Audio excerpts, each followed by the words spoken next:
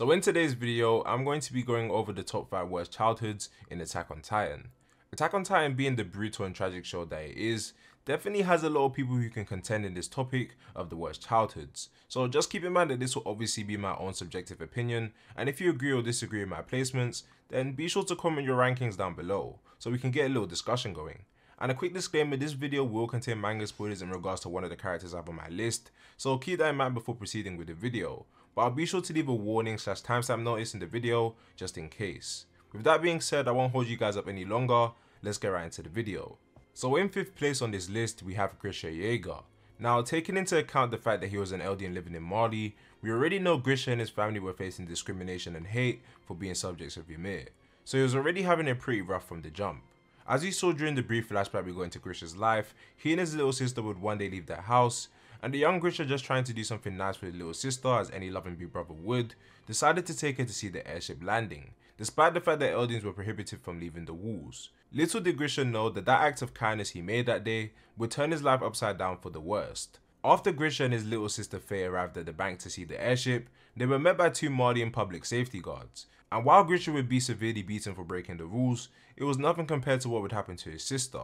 The next day, Faye would be found dead by the riverbank with no valid explanation, though later in the future we found out her cause of death was due to dogs because of Sergeant Gross and his sons. At the time, Grisha was unaware of how his sister died, but he knew that Sergeant Gross was lying right to their faces, saying that he had no involvement with Faye's death whatsoever, even though he's the one who supposedly escorted her on her way home. And to make things even worse for the young Grisha, who didn't even know how to process his sister's death, his father showed no sign of anger towards Gross, who was obviously lying, and he even belittled himself, thanking the Marleyan security guards for their service. So just imagine being Grisha in this situation. His hate for his cowardly father makes complete sense, and also the anger he felt towards the messed up world. And after the incident with the guards, his father even had the audacity to question Grisha's rage and suspicions by saying, is he desperate to get them shipped off to paradis? Almost to say he was aware that they were responsible, but he's just trying to save his own skin, which is truly pathetic taking into account his daughter had just been killed.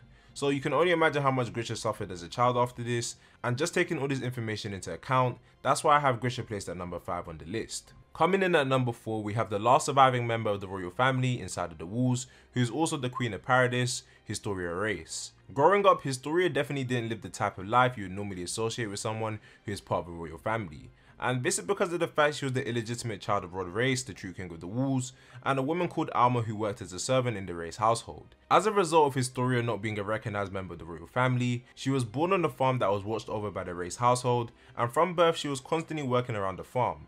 And I know right now things don't sound that bad, but trust me, it gets worse. Historia since her birth was never truly loved by her mother, so naturally as a child, when you learn things or haven't experienced things, out of curiosity you begin to want them. Historia used to read books when she was very young, and in one of them she saw an example of the ideal, or I guess standard, loving relationship between parent and child, so wanting to feel that same love and affection she saw in the book from her mother, she went to hug her. And her response to Historia's actions were definitely sad to see. Historia's mother threw her to the side, resulting in her getting a nosebleed, and to make things even worse, she followed up by saying in front of her own daughter, if only I had the courage to kill the girl. To add the cherry on top, these were the very first words Historia's mother ever said to her. Like, just imagine being a child and the first thing your mother does to you is hurt you, and the first thing she ever says to you is that she should have killed you. It's just horrible. Shortly after this, her mother ended up leaving the farm and living somewhere else for the next few years. And besides the neglect Historia received from her mother, she was constantly being picked on by kids who lived outside of her estate, as she would often be on the receiving end of the rocks the kids would throw. So for the most part of Historia's childhood, she was definitely lonely and isolated, and the only I guess salvation / company she would have growing up was through her half sister Frida Race. But the problem with this was, despite the fact that the two would have fun and spend time together, Historia wasn't actually aware that her and Frida were sisters, and she would never remember any of the time they spent together, because whenever Frida would leave Historia who she was visiting in secret, she would use the power of the founding Titan she possessed at the time to erase Historia's memories, meaning realistically these were just temporary moments of happiness Historia would experience but never remember, since they technically never happened. Later on down the line, Historia would meet her father Rod Race for the first time, and her mother would end up being killed by Kenny. But before dying, her mother claimed that Historia was not her child, and her last words would be, if only I never had you, to the young Historia, before having her throat slit. Which is very tragic for Historia, since her mother's first words to her were saying I should have killed you, and her last words were saying I should have never had you and you are my child. She was definitely a terrible mother. As a means to spare Historia's life, Rod Race would then have her sent away to live under the new name of Crystal Lens in a place far away. So Historia's childhood was definitely one of loneliness and sorrow without love, and for all of the reasons I just stated, I have her at number 4 on the list. Now coming in at number 3 we have the one and only Eren Yeager, and what else can you say about Eren's childhood? Before that fated day when the Titans would breach War Maria, Eren was living a pretty normal life inside of the walls. In terms of experiences that you could say might have been a problem for him growing up, he dealt with trivial things like bullies, getting into fights, just normal stuff really, and I guess he did catch like 2 bodies at a very young age, which would definitely mess up any child, but besides that, when putting everything else into perspective, he was living a normal life for one who was confined inside of the walls.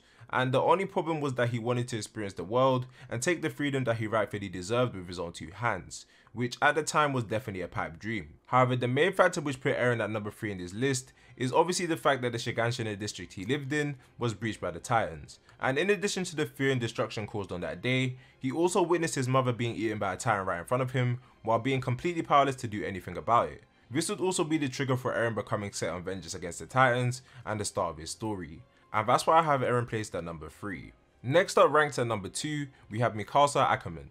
Now, I think we can all agree that Mikasa went through a lot at a very young age. Growing up, Mikasa initially was living with her 2 parents, her father being from the Ackerman clan and her mother being related to the Azumabito clan, which is of Asian descent. The 3 lived together in the mountains away from the majority of society, and to be honest had a pretty normal life as farmers. The only other form of human interaction we were aware of the family having was Grisha Yeager, as he was their doctor and he would come to regularly visit them for checkups. However, as Mikasa and her mother were Asian and the last 2 members of their race on Paradis Island, they ended up being targeted by human traffickers, which would result in the death of Mikasa's mother who tried to protect her, and the death of her father. So Mikasa sadly had to witness both of her parents being killed in front of her, without even understanding what was truly happening. After the death of her parents, she was beaten up and kidnapped by the human traffickers.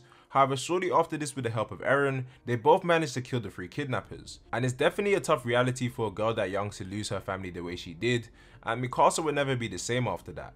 Mikasa would then be taken in by the Yeager family when she lost her parents, and shortly after she would end up losing her family for a second time after the Titans broke through the wall, since she, just like Eren, was powerless to save their mother from being eaten by a Titan. Mikasa, after her tragic past, was constantly in fear of losing the only family she has left, which was Eren at this point, which led her to being very clingy and overprotective because she was truly afraid of the past repeating itself, and she would even regularly experience headaches and remember these traumatic experiences, which is still affecting her till today.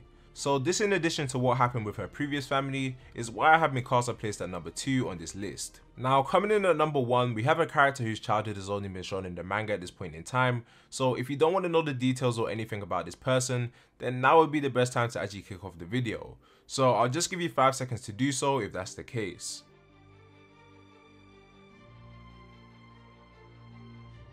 Alright, so now the person we have at number 1 for the worst childhoods in Attack on Titan is none other than the founder of the Titans, Ymir Fritz. So Ymir Fritz, who has been revered throughout history by the Eldian Empire as a goddess and the devil by Marley, was actually nothing more than a slave before gaining the power of the Titans. The furthest back we see into Ymir's life was when she was a little girl, probably around the age of 8 or 9, but possibly even younger.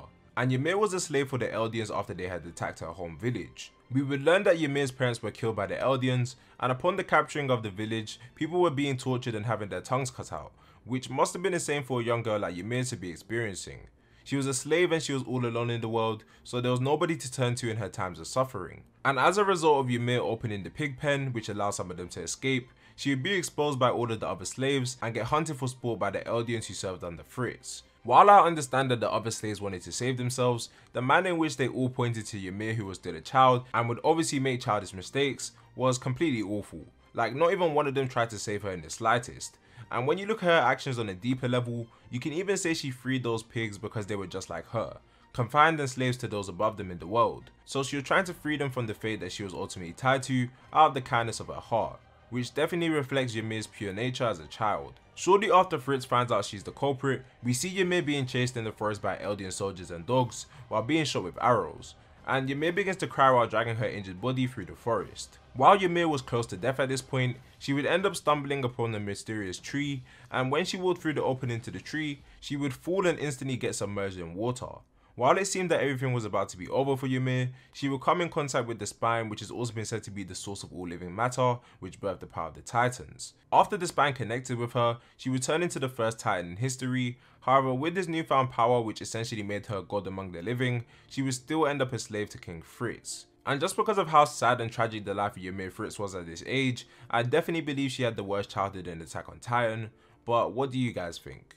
With that being said, that's it for the video guys, and this was definitely a fun video to make. Also, some honorable mentions I had that unfortunately didn't make the list, if you're curious, was the other Ymir, Levi and Zeke. So with that being said, let me know what your top 5 worst childhoods are in Attack on Titan, and comment down below any other top 5s or even top 10s you want me to cover in the future. And I'll see you guys in the next one. Peace.